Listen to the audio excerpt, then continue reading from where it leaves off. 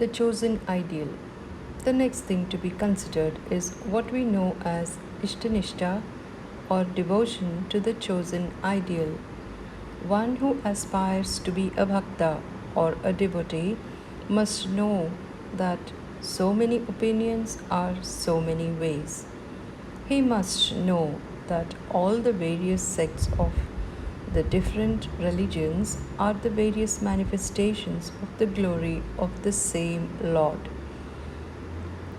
They call you by so many names, they divide you, as it were, by different names, yet in each one of these is to be found your omnipotence. You reach the worshipper through all of these. There is no special time for your worship so long as the soul has intense love for you. You are so easy of approach. It is my misfortune that I cannot love you.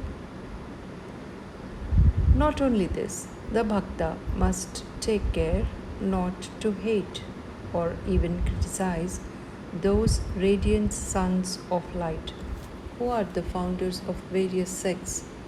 He must not even hear them spoken ill of. Very few indeed are those who are at once the possessors of an extensive sympathy and power of appreciation, as well as of an intense love. We find, as a rule, that liberal and sympathetic sects lose the intensity of religious feeling, and in their hands, religion is likely to degenerate into a kind of politico social club life. On the other hand, intensely narrow sectarians, while displaying a very commendable love for their own ideals, are seen to have acquired every particle of that love by hating everyone who is not of exactly the same opinion as themselves. Would to God that this world were full of men who were as intense in their love as they were worldwide in their sympathies. But such are few and far between. Yet we know that it is practicable to educate large numbers of human beings in the ideal of a wonderful blending of both the breadth and the intensity of love, and the way to do that is by this path of Ishta Nishtha. Every sect of every religion presents only one ideal of its own to mankind, but the eternal Vedantic religion opens to mankind an infinite number of doors for ingress into the inner shrine of divinity and places before humanity an almost inexhaustible array of ideals, there being in each of them a manifestation of the Eternal One. With the kindest solicitude, Vedanta points out to the aspiring men and women the numerous roads hewn out of the solid rock of the realities of human life by the glorious sons or human manifestations of God in the past and in the present, and stands with outstretched arms to welcome all, to welcome even those that are yet to be, to that home of truth and that ocean of bliss wherein the human soul, liberated from the net of Maya, may transport itself with perfect freedom and with eternal joy. Bhakti Yoga, therefore, lays on us the imperative command not to hate or deny any one of the various paths that lead to salvation. Yet, the growing plant must be hedged round to protect it until it has grown into a tree. The tender plant of spirituality will die if exposed too early to the action of a constant change of ideas and ideals.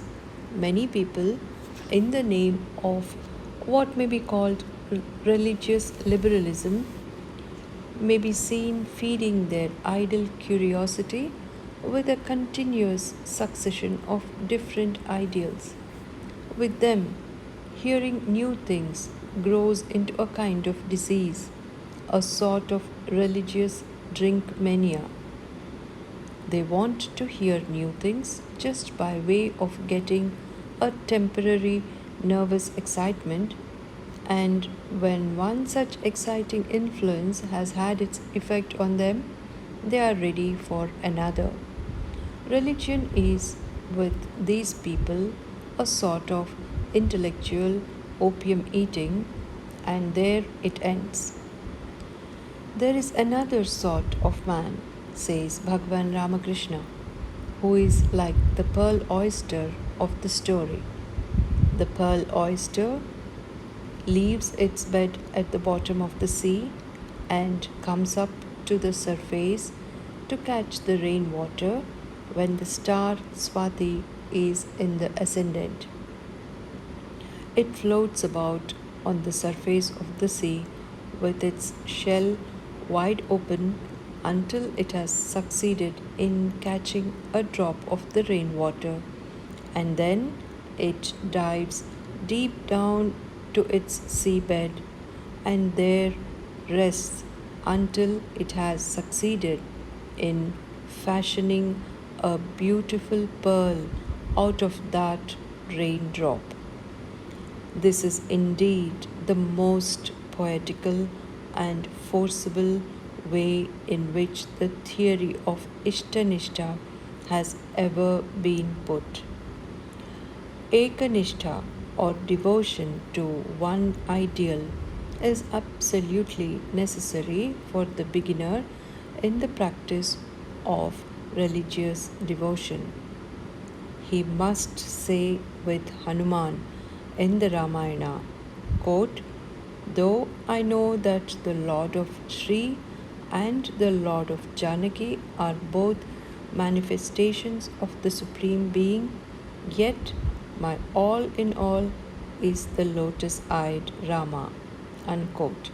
Or, as was said by the sage Tulasidas, quote, "Take the sweetness of all, sit with all, take the name of all, say yea, yea, but keep your seat firm," unquote.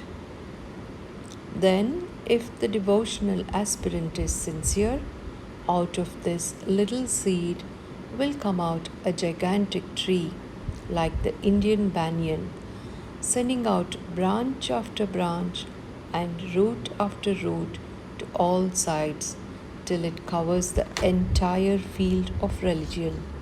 Thus will the true devotee realize that he who was his own ideal in life is worshipped in all ideals, by all sects, under all names, and through all forms.